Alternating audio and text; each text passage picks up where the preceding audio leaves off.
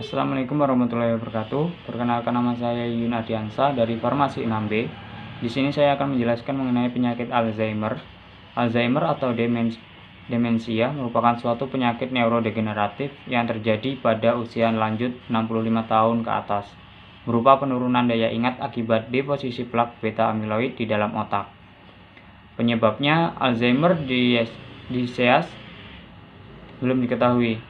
Sejumlah faktor yang saat ini berhasil diidentifikasi yang tampaknya berperan dalam penyakit ini yaitu faktor genetik, pengendapan suatu bentuk amiloid, hiperfosforilisasi protein, kemudian ekspresi alel spesifik apoprotein E. Untuk patofisiologinya, gangguan pada sistem pemeliharaan sel saraf yakni proses komunikasi, metabolisme, dan perbaikan sel saraf yang menyebabkan degenerasi sel saraf itu sendiri. Hipotesis mengemukakan mengenai patofisiologi penyakit Alzheimer adalah pembentukan plak amiloid, neurofibrillary tangles, kerusakan sel saraf dan sinaps akibat stres oksidatif, dan reaksi inflamasi yang dianggap berperan dalam perburukan kondisi pasien. Untuk gambaran klinisnya, orang dengan Alzheimer disease mengalami gangguan progresif daya ingat dan fungsi kognitif lain. Gangguan mula-mula mungkin samar. Gangguan kognitif berlanjut terus, biasanya dalam waktu 5-15 tahun yang menyebabkan disorientasi total dan hilangnya fungsi bahasa dan fungsi luhur korteks lainnya. Untuk diagnosisnya yaitu penurunan progresif fungsi kognitif spesifik seperti apraksia dan agnosia, gangguan aktivitas hidup sehari-hari dan perubahan pola perilaku. Riwayat keluarga dengan gangguan yang sama. Kemudian untuk terapinya yaitu pengobatan simptomatik, sosial terapi psikiatri, dan dukungan keluarga menjadi pilihan terapi yang digunakan saat ini. Acetylcholinesterase inhibitor atau N-methyl D-aspartate inhibitor dapat meningkatkan fungsi kognitif pada penyakit Alzheimer stadium awal. Yang selanjutnya yaitu multiple sclerosis. Multiple sclerosis adalah suatu penyakit neurodegeneratif akibat proses demielinasi kronik pada sistem saraf pusat yang disebabkan oleh peradangan autoimun. Untuk etiologinya, multiple sclerosis belum diketahui. Hipotesis mengemukakan bahwa autoimun yang berupa menyerang sistem saraf pusat dan tidak mengenai sistem saraf perifer.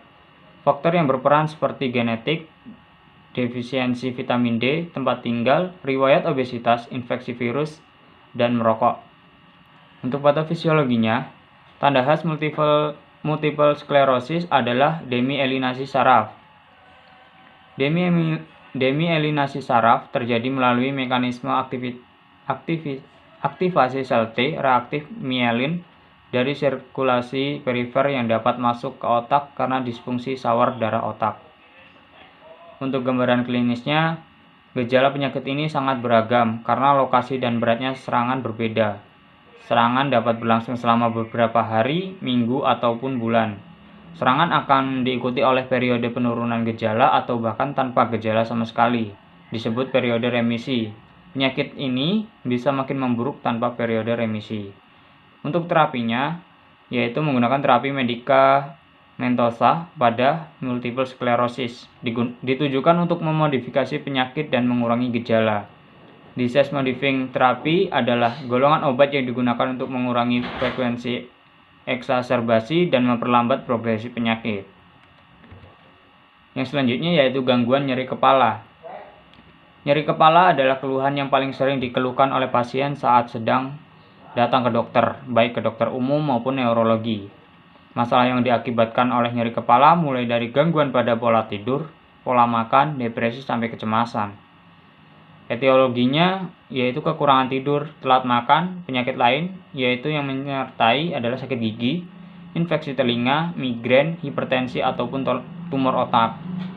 Untuk patofisiologinya, rangsangan nyeri disebabkan oleh adanya tekanan, traksi, displacement, maupun proses kimiawi dan inflamasi terhadap nosiseptor pada struktur yang peka nyeri, yang terletak pada ataupun di atas tentorium cerebelli. Bila dirangsang, maka rasa nyeri akan timbul terasa menjalar pada daerah depan batas garis vertikal dari kedua telinga melewati puncak kepala. Impuls nosiceptif dari otot perikranial yang menjalar ke kepala mengakibatkan timbulnya nyeri kepala. Untuk terapinya yaitu menggunakan terapi akupuntur, olahraga ringan sampai sedang, hingga mandi air hangat. Sekian, terima kasih. Wassalamualaikum warahmatullahi wabarakatuh.